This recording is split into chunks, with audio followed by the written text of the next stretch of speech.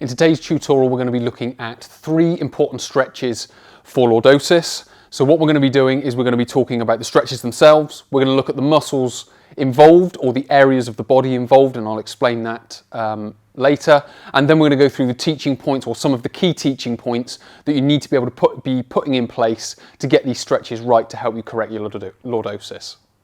If you do want help correcting lordosis, please do click the link below, go through to my How to Correct Lordosis 12-week online program and get yourself the help you need or the program you need to correct your lordosis. Stretch number 1 is for the inside of the leg. Now, what a lot of people don't realise is the influence or the involvement of the adductor muscles, which is the muscles down the inside of the leg, that they have in lordosis. So a part of lordosis is your leg can start to turn in, which will help collapse your foot. But also the adductors have fascial connection into what is called the deep front line, which then goes up into the psoas, into the iliacus. So not only do we need to get those muscles lengthened, but we also need to be focusing on the adductors. So stretch number 1, what we're going to do is we're going to come down. This is a very simple stretch, very basic. We're going to come down onto all fours. Leg's going to go out to the side. Make sure you've got that leg straight. So in some respects, lock out the knee. Now, coming into this position, have the foot straight as well, or have the foot flat on the floor as well. And then what you want to be experiencing is a stretch going down the inside of the leg. It may be close to the knee, it may be in the middle, it may be up towards the hip. It could be all the way through. But any of those is what you are looking for. If you aren't finding a stretch happening, you've basically got to take this foot away from this knee. So you just go a little bit further, but remember, keep the knee locked out because the adductor muscles cross the knee joint and they cross over onto the bottom of the pelvis. So they cross those 2 joints. We need to make sure we've got the knee locked out because as soon as we bend it, we put slack into the muscle. So we come into this position, we move this foot away from this knee, and again, we're just trying to experience a stretch through the inside of the leg. Again, it could be towards the hip, in the middle of the leg, or down towards the knee, or any or all of the above. So stretch number 1 is up the inside of the leg for the adductors, not only to help stretch the adductors, but because of the fascial connection within the deep front line to the psoas and to the iliacus. Stretch number 2 is rectus femoris. Rectus femoris goes from the front of the pelvis here, down through the front of the thigh, it's one of the quadriceps, into the quadriceps tendon, through the patella, into the patella tendon, and onto the front of the knee. So this is another muscle that crosses 2 joints. So there are some very specific teaching points that we need to get right in order to be able to perform this stretch correctly. So what I'm going to do is I'm going to come down onto one knee, and I'm going to hook my foot up on to the bench here. So what I'm doing now is I'm flexing the knee and extending the hip. So that is, because the muscle starts at the front here, we're extending and basically pulling the insertion, which is the start point, away, the origin, which is the start point, away from the insertion, which is the end point on the patella. On the front of the knee or shin.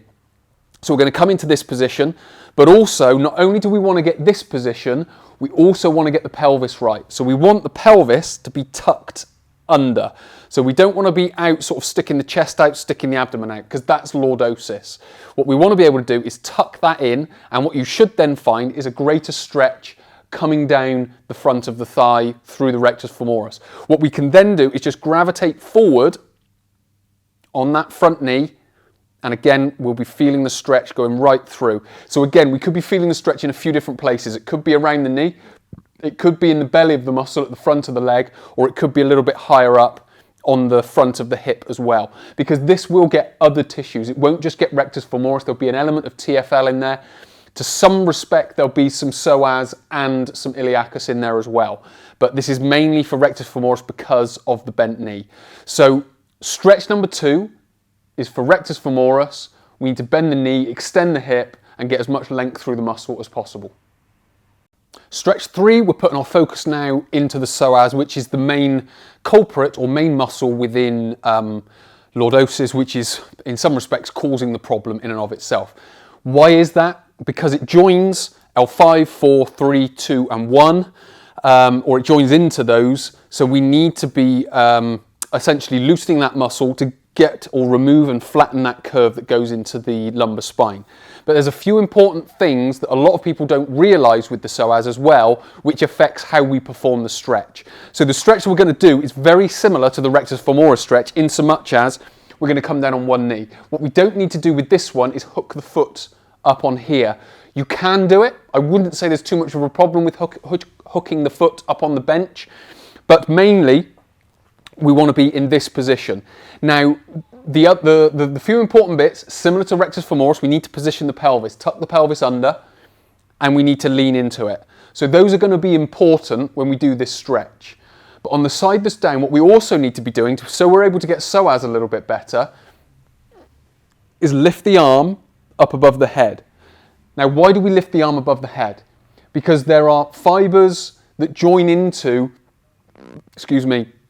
the thoracic spine and up into the diaphragm as well.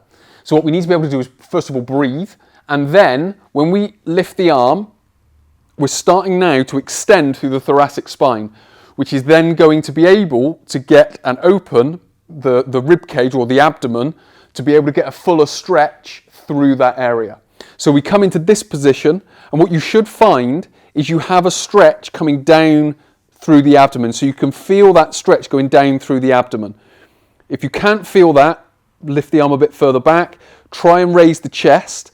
But the important bit is as you do that, try not to let the hip drop into that lordotic position or anterior tilted position, so the spine goes into a lordotic position. So we want to try and maintain the pelvis, lean forward, lift the arm, and then we should be able to feel the stretch come down through the abdomen. So it's important that we do it in that sequence. So what we're then able to do is get that little bit more from from this stretch. Obviously, we want to do it on one side, then we want to do it on the other side, and open out the psoas muscle. Again, you will get a little bit of iliacus in there if we are positioning the pelvis and leaning forward, because it joins from the pelvis to the femur or the top of the leg. And how we can stretch that is by getting into those positions. Again, if you want to, you can hook the foot up.